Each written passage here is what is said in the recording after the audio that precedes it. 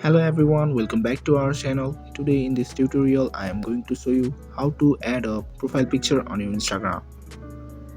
If you are using Instagram for the first time, you need to add a profile picture. So firstly, open your Instagram app.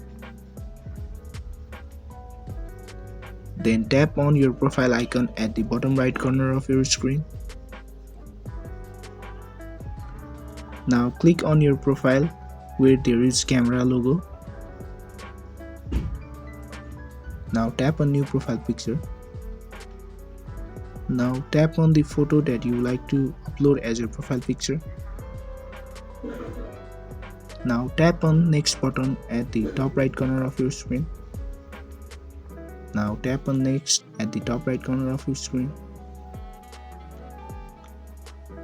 This is how you will be able to add a profile picture on your Instagram if you are using Instagram for the first time.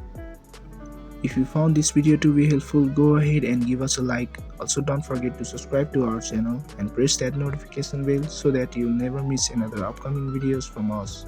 Thank you and see you in next video.